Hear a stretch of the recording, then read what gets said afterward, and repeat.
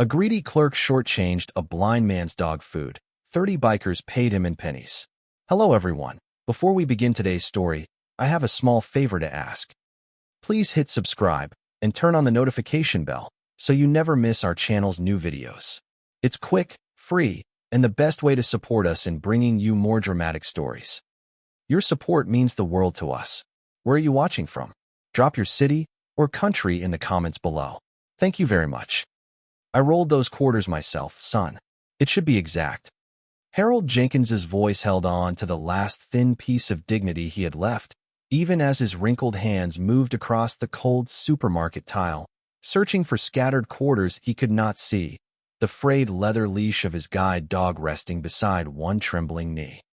The torn paper coin wrapper lay near the cashier's shoe, split open like evidence nobody wanted to touch. Then find the missing money, Curtis Finch said, from behind the register, his tone sharp enough to turn nearby faces away. Or hand me real bills, old man. That dog food does not leave this store short. At the end of the crowded local supermarket aisle, steel-toed boots crossed the entrance mat, long shadows stretched over the checkout lane, and the smell of machine oil moved in before the men did. Orrin Greasehand Hawkins stepped into view first, a 62-year-old white biker with a gray beard, a road-worn denim cut over black leather, and scarred hands stained deep with engine grease. 3 brothers came behind him: Everett Mule Barlow, Jonas Ledger Pike, and Neil Hush Calder, all broad, silent, and old enough to know when a room had already gone wrong. None of them spoke at first. They only stopped where stopping mattered. Everett angled himself near the automatic doors. Jonas stood at the mouth of the pet food aisle, and Neil took the narrow space between a display of canned soup and the customer service counter. 30 feet of supermarket suddenly felt like 6.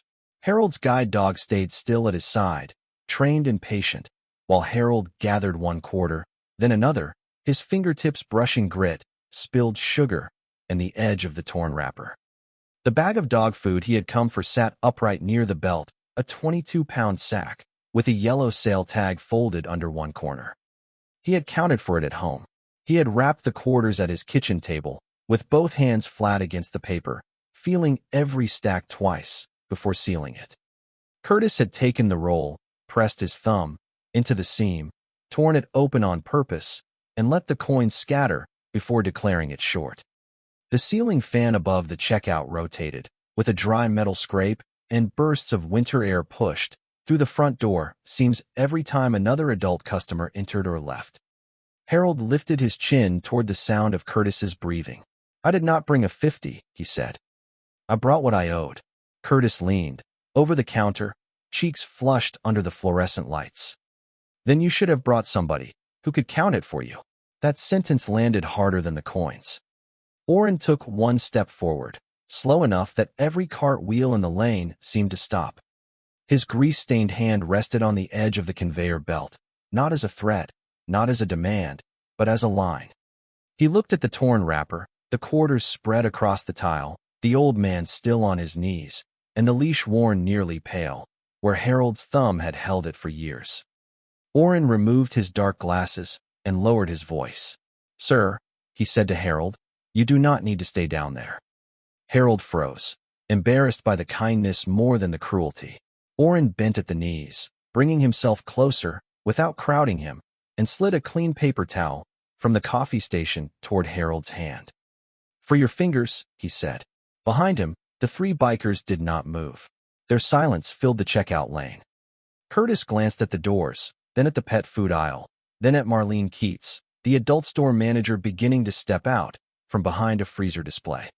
For the first time, he looked less like a clerk running a register, and more like a man who had just realized the whole store had become a witness. Curtis tried to recover his sharp little authority by straightening the stack of plastic grocery bags beside the register, but his fingers moved too quickly, and 2 bags slid to the floor. Nobody reached for them.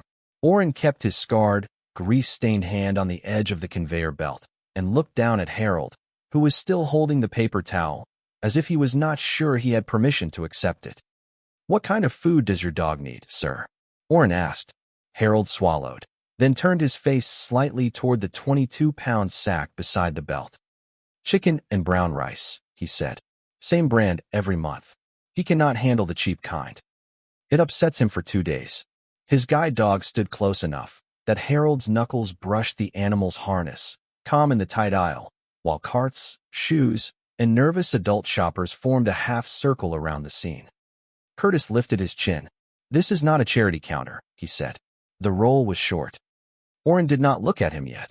He looked at the torn wrapper near Curtis's shoe, at the quarters scattered in a wide fan across the tile, and at the small strip of white glue still clinging to the cashier's thumb. A roll that simply broke in a customer's hand would have fallen near the old man.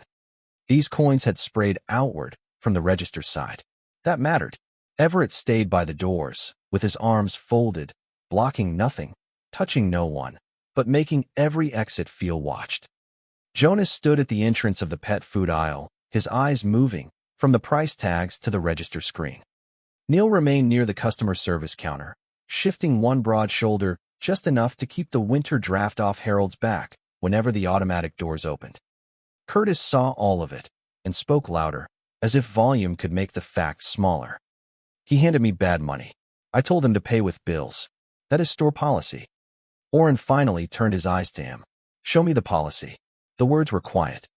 Curtis pointed toward the wall without looking. "It is common sense." "Common sense has numbers," Orrin said. How much was missing? Curtis hesitated for less than a breath, but long enough for Marlene Keats, the store manager, to notice. She was a white woman in her late 50s, with a red vest, reading glasses on a cord, and a handheld price scanner hanging from her wrist. She stopped near the end of the register lane, watching the torn coin paper on the floor. Harold's face tightened. "I counted $10 in that roll," he said. 40 quarters. I counted them twice." "You count by touch?" Orrin asked. Harold gave a small nod. "At my kitchen table. I live alone, over on Briar Lane, 9 blocks from here. The bank gave me wrappers last month. I saved coins from my pension cash. $2 each night in a jelly jar, sometimes less if the heat ran high." The ceiling fan turned above them in a dry, uneven rotation, and the air smelled of dog food dust, floor cleaner, and motor oil from the 4 bikers' road-worn clothes. For a moment, a few customers looked uneasy, as if they had assumed Harold was confused, slow, or holding up the line. That misunderstanding began to die right there. Harold was not confused. He was precise. Orrin crouched enough to pick up 1 quarter near the base of the candy rack, then another near Curtis's shoe. He placed them in the plastic lid from a display tub, one by one, never rushing Harold, never making a show of it. "How far do you walk for this food?" he asked. Harold's hand tightened around the frayed leash. "From my house to here is almost a mile. The pharmacy is farther. The bus stop is 1.6 miles round trip, if the curb ramps are clear. He gets me there." The guide dog's ears shifted toward Harold's voice. Curtis rolled his eyes, but the gesture landed badly in front of too many witnesses. Orrin stood, the quarters resting in the plastic lid in his palm. "So the dog is not a pet expense," he said. "He is how this man keeps his life moving." Curtis leaned over the scanner, trying to pull the bag across the belt, as if the transaction belonged to him again. Orrin's hand moved first, steady and open, stopping the sack without force. "Not yet," he said. "First, you are going to tell your manager why a $10 roll became short only after you tore it open." Marlene's eyes moved, from Orrin's open palm to the quarters resting inside the plastic lid, then down to the torn wrapper near Curtis's black work shoe. She did not raise her voice. She did not need to. "Curtis," she said, "answer him." Curtis adjusted the register screen, pretending to read something important, though the display still showed the same 22-pound bag of dog food and a total of $18.47 after tax. "I already said it was short," he muttered. "That is not an amount," Orrin said. "That is a dodge." The words settled over the lane like a weight. Everett remained at the front, broad shoulders squared beneath his faded denim cut, his boots planted beside the rubber floor mat, where the wind pushed under the doors in thin, cold lines. Jonas stood at the pet food aisle, with his arms folded, not blocking the shelves, only turning the narrow space into a place where lies had nowhere comfortable to stand. Neil stayed near Harold, close enough to guide him, without touching him, using his body to shield him from carts rolling too near. None of the three brothers spoke. Their silence did the work. Harold slowly pushed himself up from one knee, and Orrin moved the plastic lid of quarters into his reach so he could feel the coins without bending again. "I am sorry," Harold said, though no one decent in that lane thought he owed those words. "I did not mean to hold up everybody." A white-haired woman with a basket of canned vegetables shook her head from the next lane. A man in a work shirt set down a gallon of milk and kept watching. Every person in sight was an adult, and every adult seemed to understand that the delay had not started with the blind man. Curtis's cheeks reddened under the fluorescent panels. "Fine," he said. "Maybe it was only a couple quarters. Maybe he dropped them."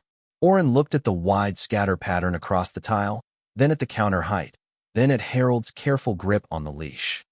"He dropped coins from the register side?" Curtis's mouth tightened. Marlene stepped closer and picked up the torn paper wrapper using 2 fingers. "This wrapper was ripped across the seam," she said. "Not peeled open." Curtis snapped his attention toward her. "Are you taking their side?" "I am taking the side of the transaction," Marlene replied. "And right now the transaction looks dirty." The ceiling fan dragged through another uneven rotation above the checkout, stirring the smell of floor cleaner, dry kibble, and the motor oil worked deep into Orrin's scarred hands. Orrin lowered his gaze to Harold. "Sir, did he count the roll before saying it was short?" Harold's jaw worked once before he answered. "No. He tore it. The coins fell. Then he said I needed bills." "And you had no bills?" "Not enough," Harold said. "I keep paper money for the light bill envelope." The house was 61 degrees this morning, but the dog eats first. The plainness of it hit harder than pleading would have. Orrin nodded once, a small motion full of restraint. "Then we solve it clean." Curtis gave a brittle laugh without humor. "You solve nothing here. I can refuse service." Jonas, still silent, lifted one grease-darkened finger and pointed at the laminated policy posted beside the tobacco cabinet. "Rolled coins accepted when counted by cashier." Orrin followed the gesture, then looked back at Curtis. "Your wall says you can count it." Marlene's expression hardened. "He is right." Curtis turned his face away, but sweat had begun to gather along his hairline. Orrin set the plastic lid on the counter, each recovered quarter visible under the cold white lights. "You wanted this man to crawl for coins you scattered," he said, his voice steady enough to make the words worse. "Now you will count them at working height, where a cashier should have counted them in the first place." Harold stood beside his guide dog, shoulders thin inside his worn brown coat, one hand on the frayed leash, the other resting lightly on the edge of the counter. He did not smile. He did not shake. He simply listened as the narrow supermarket aisle, crowded with witnesses and watched by 4 road-worn bikers, became too honest for Curtis Finch to escape. Marlene did what good store managers do when a line turns ugly. She reached for procedure instead of pride. From the drawer beneath the customer service counter, she took out a thin incident pad, a blue pen on a chain, and a small envelope marked cash discrepancy in block letters. Curtis saw the envelope, and his shoulders drew tighter beneath his green store vest. Orrin noticed. So did every adult customer standing within 10 feet. Without another speech, Orrin lifted the plastic lid of recovered quarters and set it beside the register, leaving the coins in full view under the fluorescent lights.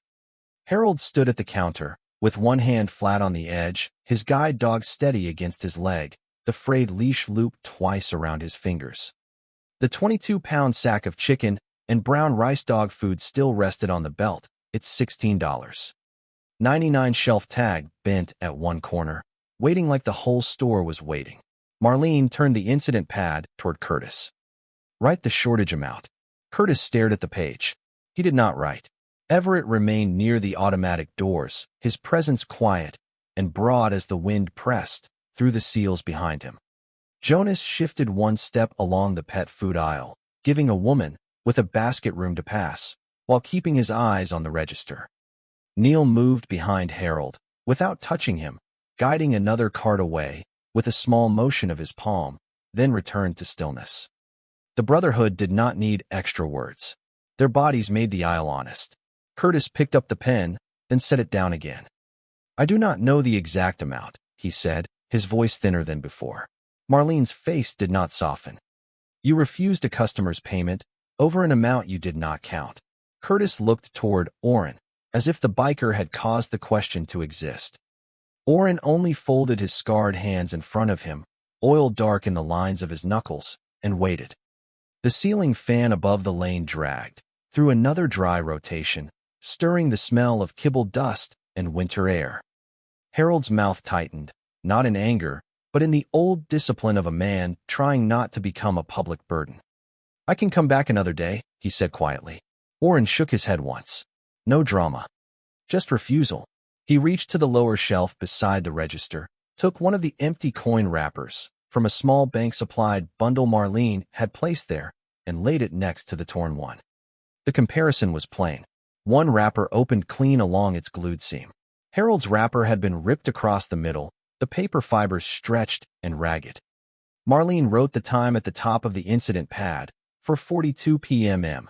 Then she wrote the register number, Curtis's employee initials, and the item description from the screen. Curtis rubbed his thumb over the edge of the counter until the skin around his nail turned pale. He was slowing the lane, he said. No one answered. The excuse had no place to land.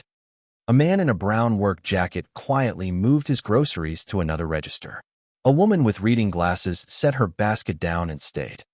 The narrow supermarket aisle, crowded with adults and watched by 4 bikers who barely moved, had become tighter than a locked office. Marlene pointed to the laminated policy near the register. Rolled coins are accepted when counted by cashier. You did not count them. Curtis's jaw shifted.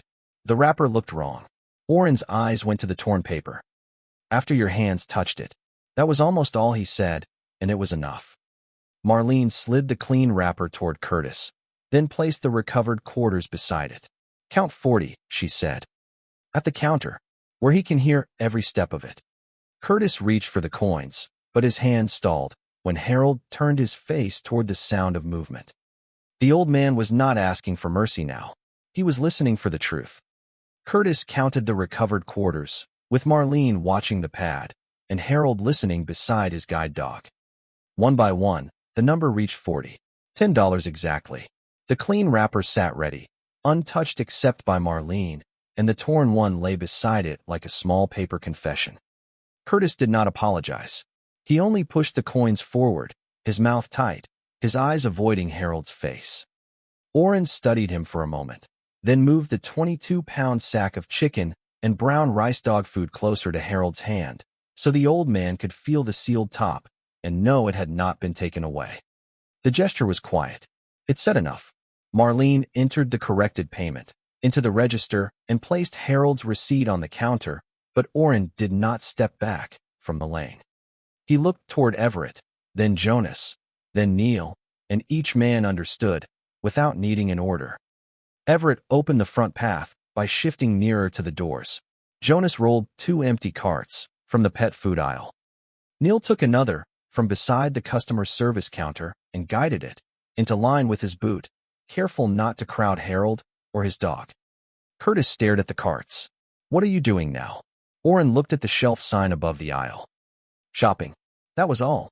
He took the first cart and walked into the crowded supermarket aisle, where the premium dog food was stacked in tall, bright bags, 30 pounds each, salmon blend, lamb formula, chicken and rice, the kind most retired people passed by, because the price tag looked too heavy before the bag ever reached the cart.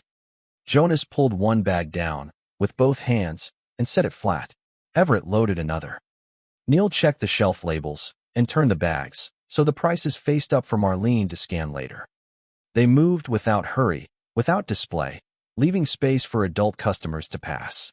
A few men in road-worn cuts began entering the store in pairs, all white, all grown, all silent, each one taking a cart from the front and following the same calm pattern. No one shoved, no one pointed, no one threatened. They simply filled the narrow aisles with leather, denim, gray beards, heavy boots, and the steady smell of machine oil carried in from cold roads.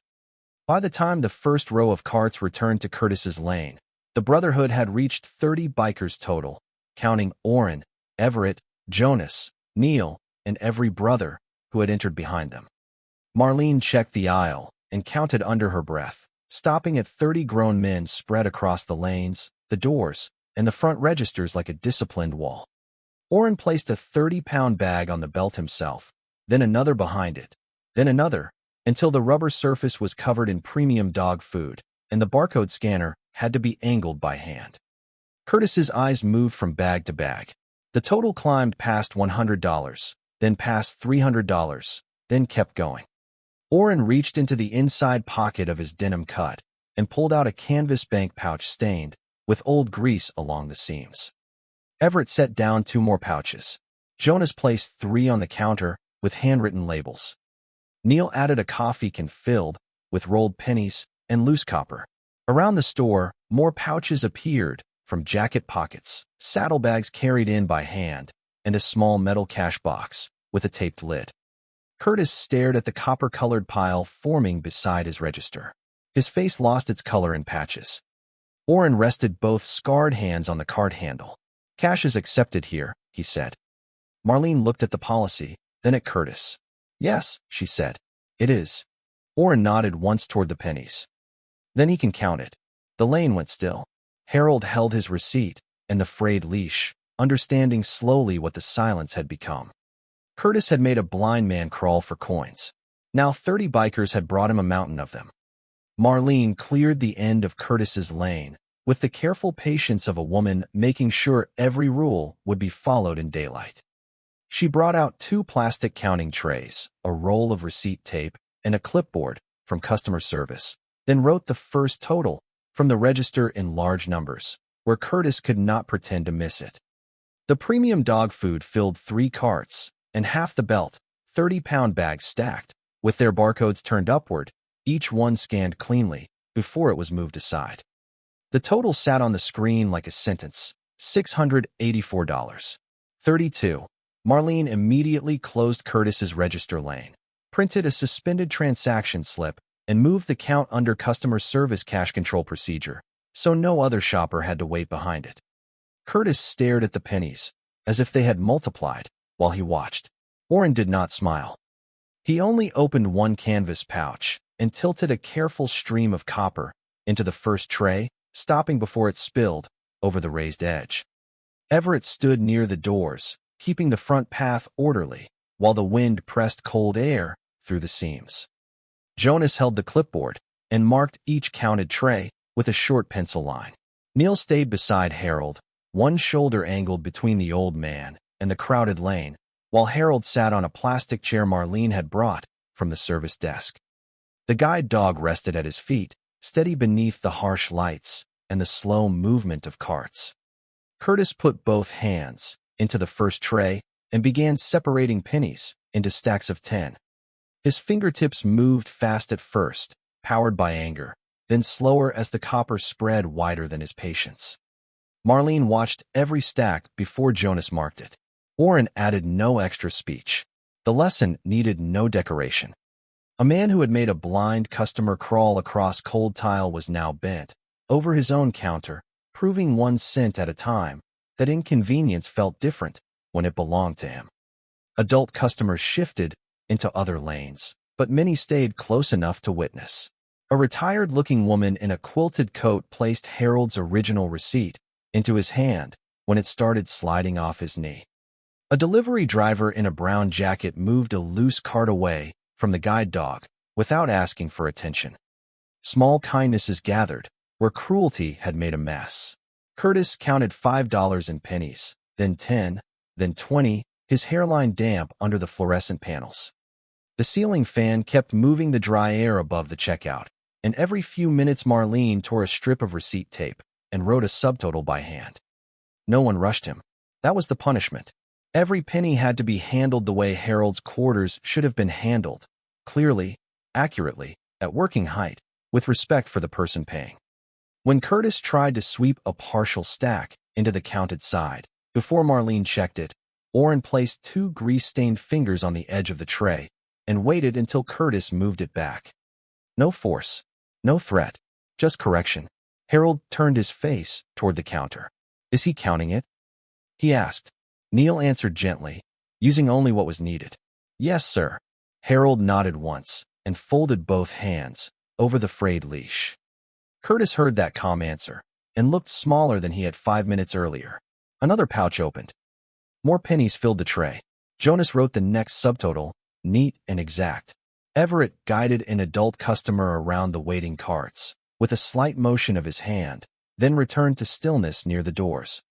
The local supermarket aisle had become a courtroom, without a judge, a register without mercy, and a mirror Curtis could not turn away from. Orrin finally leaned closer, his gray beard shadowing the collar of his denim cut, his scarred hands resting, where Curtis could see every oil-dark line. Same standard, he said. Then he stepped back and let the pennies continue. By the time Curtis reached $96.40, the copper had taken the strength out of his wrists and the arrogance out of his posture. He had not counted even a quarter of the total, and every stack of 10 had to be checked by Marlene before Jonas marked it on the clipboard. The premium dog food waited in neat rows beside the register, 30-pound bags facing upward, barcodes clean, prices honest, nothing hidden under a sleeve or pushed behind a lie. Orrin stood at the end of the belt, with his hands folded over the cart handle, the scars across his knuckles dark with old grease, his eyes never leaving the tray. Everett held his place near the doors, letting adult shoppers come and go while keeping the front of the store calm. Neil stayed beside Harold's chair, close enough to guide him around any cartwheel, far enough not to make the old man feel handled. Harold sat with his receipt folded between 2 fingers and the frayed leash wrapped around his palm. Marlene lowered her voice, so only he and those nearest could hear. Do you have someone who can help carry the bag home? Harold's face tightened, with the small embarrassment of a man who had answered that question too many times. No, ma'am. I live alone. My wife passed 7 years ago this April. There is a neighbor across the alley, but she works nights, and I do not like asking, unless the sidewalk is iced over. He paused, listening to Curtis sort another tray. I used to carry groceries in 2 trips. Now I plan everything by weight.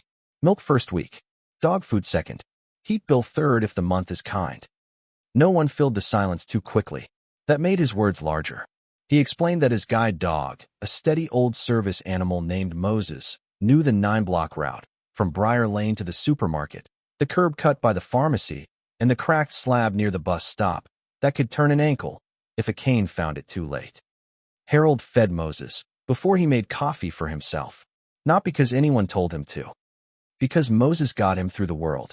Curtis kept his head down, but the red along his neck had reached the collar of his store vest. A customer in a seed company cap quietly returned Harold's fallen coin wrapper pieces to Marlene's envelope. A woman with a canvas tote placed a sealed bottle of water on the service counter within Harold's reach, then stepped back without claiming credit. Orrin watched those small acts gather like evidence of another kind. He did not praise them. He did not need to. The store already knew what kindness looked like when it stopped trying to perform. Marlene wrote another subtotal on receipt tape and laid it beside the others. $118.70. Curtis flexed his fingers over the tray, then went back to separating pennies. The ceiling fan above the lane moved through its dry, tired rotation, carrying cold air from the doors and the dusty smell of kibble from the stacked bags. Harold turned his head slightly toward Orrin. I was not trying to make trouble, he said. Orrin answered with only enough words to steady him. You paid right. Harold's thumb moved along the worn leash, finding the smooth place, where years of use had softened the leather almost white. A man can lose a lot and still keep his count, he said. That landed on Curtis harder than accusation. He had treated blindness like confusion, poverty like permission, and age like weakness. Now, under the eyes of 30 grown men who barely moved, he had to keep counting because every penny said the same thing back to him. Exactness was not cruelty when it was fair. It was cruelty only when one man used it to crush another. The count moved from punishment into procedure, and that made it heavier. Marlene stopped treating the pennies like a spectacle and turned them into store records, Tray total, tape strip, clipboard mark, register note, counted cash held apart from uncounted cash. Curtis had to follow each step because the rule he had used against Harold now had a shape, a number, and a manager's initials beside it. Orrin stayed at the end of the belt, silent except when silence would let Curtis bend the truth. Everett kept the front path open. Jonas checked the dog food totals against the receipt tape. Neil remained near Harold, and Moses, quietly keeping carts from crowding the old man's knees. Around them, the local supermarket had settled into a strange order. Adult shoppers paid in other lanes, the ceiling fan moved dry air above the lights, and the wind found every weak seam around the automatic doors.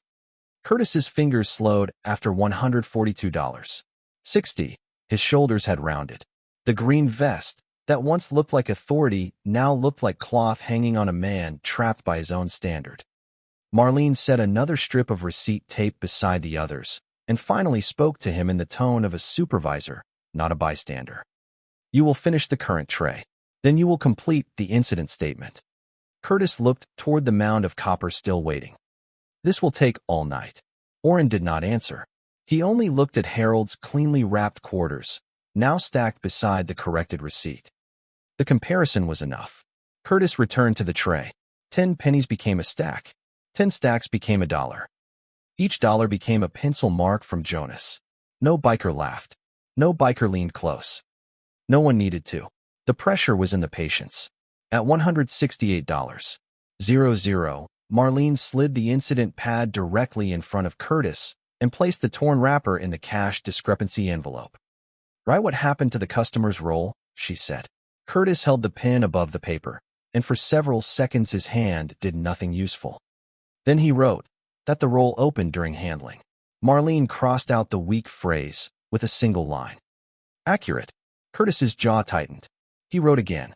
This time, he wrote that he tore the roll before completing a count. Harold turned his head toward the counter, listening to the movement of pen on paper and the pause that followed. Marlene pointed to the next line. Write the counted amount. Curtis looked at the clean wrapper and the 40 quarters Marlene had verified. $10, he said. On the form, she answered. He wrote it. Orrin reached for the original 22-pound sack and moved it carefully toward Harold, letting the sealed corner brush the old man's knuckles, so Harold knew exactly where it was. Harold's fingers rested on the bag for a moment, then withdrew with the dignity of a man who had waited for truth and received it late. Curtis kept writing. Customer attempted payment with rolled quarters. Cashier failed to count before refusing sale. Wrapper damaged by cashier. Recovered amount verified exact. The words looked smaller than the harm, but they were no longer hiding from it. Marlene tore off a final receipt tape strip and clipped it to the incident sheet. She did not fire Curtis in the aisle, did not turn the moment into theater, did not let him escape behind embarrassment. She made him stand in the consequence long enough to understand it. When the current penny tray was finished, the total paid by the Brotherhood was logged cleanly, bag by bag, dollar by dollar, cent by cent. Curtis pushed the receipt toward Orrin without looking at him. Orrin left it there. Jonas picked it up instead and added it to the clipboard. Harold lifted his face. Was my roll short? He asked. Curtis swallowed, his throat tight above the collar. No, sir, he said. The word sir came out late, but it came out clear. Harold's hand closed around the frayed leash. Moses shifted closer against his leg. Orrin gave one small nod to Marlene, then looked back at the rows of premium dog food waiting near the service counter. The money had been counted. The lie had been counted too. Marlene separated Harold's corrected transaction from the Brotherhood's larger purchase and placed both receipts on the service counter, clean, flat, and readable beneath the fluorescent lights. The original 22-pound sack of chicken and brown rice dog food belonged to Harold because he had paid for it. $10 in quarters counted correctly at the register, with the remaining balance covered by the cash in his worn envelope. Orrin did not try to take that dignity from him. He only lifted the sack by the sealed top and set it upright beside Harold's chair so the old man could run his fingers over the bag and know it was his. The rest of the premium dog food, the 30-pound bags bought with the mountain of pennies, was moved to the customer service wall in careful rows. Jonas handed Marlene the clipboard with the final totals, every bag listed, every penny tray recorded, every subtotal matched to the register tape. Everett and Neil guided carts out of the lane one at a time, clearing space for adult shoppers who had waited quietly through the long count. The store began breathing again, but Curtis Finch did not. He stood behind the register, with both hands flat on the counter, the incident statement beside him, his own writing trapped under Marlene's clip, wrapper damaged by cashier, rolled quarters verified exact, sale wrongfully refused. Marlene read the form once more, then folded it into the cash discrepancy envelope with the torn wrapper pieces. She told Curtis to step away from the register until the district office reviewed the report. He did as he was told, smaller now, his green vest hanging loose at the shoulders. No biker followed him. No one needed to. Orrin turned to Marlene and indicated the stacked dog food with one grease-darkened hand. For adults living alone, with service dogs, he said. Keep it local. Marlene nodded and wrote donation hold on a sheet of receipt paper, then added Harold's name for the first delivery and a note for Briar Lane, 9 blocks away. Harold's face shifted at the address. I can carry some, he said. Orrin picked up the 22-pound sack before the old man could reach down. You carried enough today. That was the longest mercy he allowed himself. Harold stood with Moses close at his left side, the frayed leash wrapped securely around his palm, the corrected receipt folded into his coat pocket. Neil held the automatic door from the inside, so the wind would not strike Harold full in the face. Everett stepped outside first, checking the curb and the wet edge of the entry mat. Jonas carried the donation receipt and the clipboard back to Marlene, then joined the others, without a word. The 30 bikers parted around Harold like a quiet road opening, through leather, denim, gray beards, scarred hands, and winter dust. Orrin walked beside him, with the dog food against one shoulder, close enough to guide, far enough to let Moses lead. Behind them, the checkout lane remained covered, with counted pennies sealed into paper rolls, the torn wrapper locked in Marlene's envelope, and Curtis's empty register light glowing over a counter that had finally told the truth. Harold stepped through the doorway, with Moses at his knee, the frayed leash steady in his hand, while the ceiling fan kept turning above the rows of dog food waiting by the service counter. This story is a fictional narrative created for entertainment, reflection, and educational purposes. Any resemblance to real people, places, or events is purely coincidental.